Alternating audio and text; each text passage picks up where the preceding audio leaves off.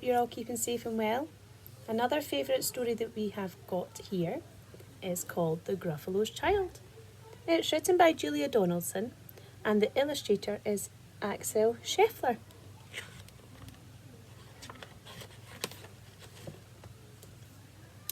The Gruffalo said that no Gruffalo should ever set foot in the deep dark wood. Why not? Why not? Because if you do, the big bad mouse will be after you. I met him once, said the Gruffalo. I met him a long, long time ago. What does he look like? Tell us, Dad. Is he terribly big and terribly bad?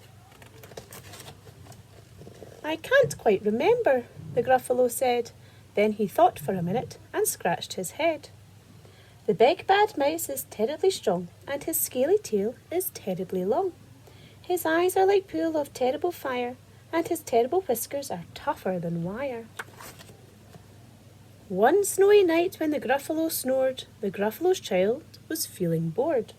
The Gruffalo's child was feeling brave, so she tiptoed out of the Gruffalo cave. The snow fell fast and the wind blew wild. Into the wood went the Gruffalo's child. Aha! Oh-ho! A trail in the snow. Whose is this trail and where does it go? A tail poked out of a log pile house. Could this be the tail of the big bad mouse? Out slid the creature. His eyes were small and he didn't have whiskers. No, none at all. You're not the mouse. Not I, said the snake. He's down by the lake eating Gruffalo cake. The snow fell fast and the wind blew wild. I'm not scared, said the Gruffalo's child. Aha! Oh-ho! Marks in the snow. Whose are these claw marks? Where do they go? Two eyes gleamed out of a tree-top house. Could these be the eyes of the big bad mouse? Down flew the creature. His tail was short, and he didn't have whiskers of any sort. You're not the mouse. Too-woo, not I, but he's somewhere nearby, eating Gruffalo pie. The snow fell fast and the wind blew wild. I'm not scared, said the Gruffalo's child. Aha! Oh-ho! A track in the snow. Whose is this track and where does it go? Whiskers at last and an underground house. Could this be the home of the big bad mouse? Out slunk the creature. His eyes weren't fiery. His tail wasn't scaly. His whiskers weren't wiry. You're not the mouse. Oh no, not me. He's under a tree, drinking Gruffalo tea. It's all a trick, said the Gruffalo's child, as she sat on a stump where the snow lay piled. I don't believe in the big bad mouse. But here comes a little one out of his house. Not big, not bad, but a mouse at least.